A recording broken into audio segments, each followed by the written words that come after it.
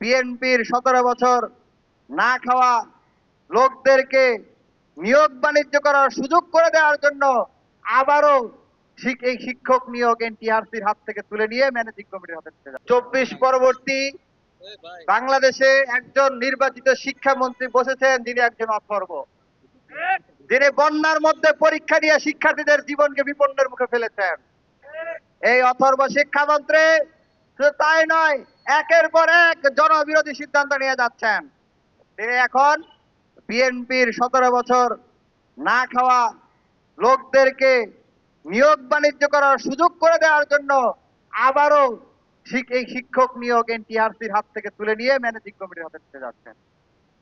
এর থেকে লজ্জাজনক সিদ্ধান্ত 24 পরবর্তী বাংলাদেশে আর হয়।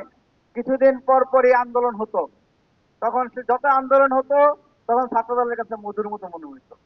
তারা মনে করতো যত আন্দোলন হবে তত দ্রুত ইন্টারনেট সরে যাবে, তত দ্রুত নির্বাচন হবে। আর এখন যখন কেউ আন্দোলন করে কোনো শিক্ষার্থী, সাথে সাথে সেখানে তাদেরকে ট্যাগিং করা হয়।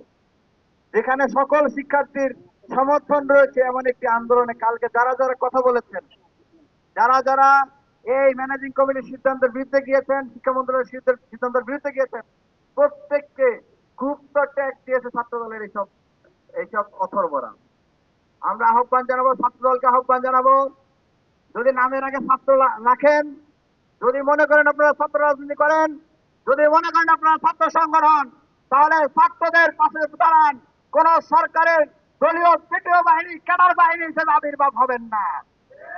আপনারা যদি আবির্ভাব হওয়ার চেষ্টা করেন, তাহলে অতীতে যাদেরকে ছাত্র সমাজ শিক্ষা দিয়েছে, সেই একই শিক্ষা একই পরিণতি আপনাদের বরণ করতে হতে পারে। আর আমরা শিক্ষামন্ত্রীকে আহ্বান জানাবো, অনতি বিলম্বে এই যে সিদ্ধান্ত আপনি নিয়েছেন, সেই সিদ্ধান্ত প্রত্যাহারের আনুষ্ঠানিক ঘোষণা আপনাকে দিতে হবে। যদি না দেন, তাহলে সকল ছাত্র সংগঠনকে সাথে নিয়ে আপনার পদত্যাগের দাবিতে আমরা আন্দোলনে নামতে বাধ্য হব। আমার তো মনে হয় আপনার পদত্যাগের দাবিতে আমাদের আন্দোলন করা উচিত না। আপনার লজ্জা থাকলে আপনার নিজেরই পদত্যাগ করা উচিত।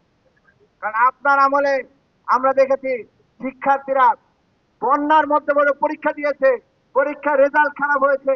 এ কারণে এই দায়ভার আপনাকে নিতে হবে যে শিক্ষার্থীরা ফেল করে আত্মহত্যা করেছে। আপনি মন্ত্রী থাকা অবস্থায় এসএসসি পরীক্ষার রেজাল্ট হয়েছে, পরীক্ষা ফেল করেছে, আপনার তো উচিত ছিল তাদেরকে সহানুভূতি জানানো, কিন্তু আপনি সেটি না করে ছাত্র সমাজের সাথে আরেকটি তামাশা শুরু করছেন। আরেকটি জরুরি বিষয়, আপনারা জানেন ইন্টারিম গভর্নমেন্টের সময় প্রাইমারি এবং এনটিআরসি পরীক্ষা হয়েছিল। সেই পরীক্ষায় নিয়োগ সবকিছু চূড়ান্ত ছিল, কিন্তু এখন সেই নিয়োগকে আটকে রাখা হয়েছে। আবার পুনরায় তদন্তের নাম করে, ভেরিফিকেশনের নাম করে জল ঘোলা করার চেষ্টা করা হচ্ছে। আমরা মনে করি এখান থেকে পার্সেন্টেজ খাওয়া বা লুটপাট করা আরেকটি প্রচেষ্টা তারা এখানে চালাচ্ছে। আমরা আহ্বান জানাবো, ইন্টারিম গভর্নমেন্টের সময় যে নিয়োগ চূড়ান্ত ছিল, প্রত্যেকটা নিয়োগ আপনারা সম্পূর্ণ করুন এবং আর কোন শিক্ষার্থীকে, আর কোন চাকরি প্রত্যাশীকে হয়রানির মুখোমুখি করবেন না। যদি করেন তাহলে এটি হবে 24-এর সাথে সুস্পষ্ট নেমক হারামি। আর এই নেমক হারামের পরিণতি আপনাদেরকে অবশ্যই ভোগ করতে হবে। আমরা আহ্বান জানাবো, শিক্ষার্থীদের পাশে থাকুন, শিক্ষার্থীদের সাথে থাকুন এবং প্রতিটি নিয়োগ, অন্য যত নিয়োগ হোক না কেন, শিক্ষক নিয়োগ, অন্যান্য নিয়োগ, প্রত্যেকটা নিয়োগ স্বচ্ছতার ভিত্তিতে, মেধার ভিত্তিতে দেওয়ার উদাত্ত আহ্বান জানিয়ে আমাদের প্রোগ্রাম আজকে এখানে শেষ করছি। সবাইকে ধন্যবাদ। যতক্ষণ পর্যন্ত এই সিদ্ধান্ত প্রত্যাহার যদি না করা হয়, তাহলে আমরা পরবর্তীতে সকল ছাত্র সংগঠন নিয়ে এর থেকে আরো কঠোর কর্মসূচি দিতে বাধ্য হবো।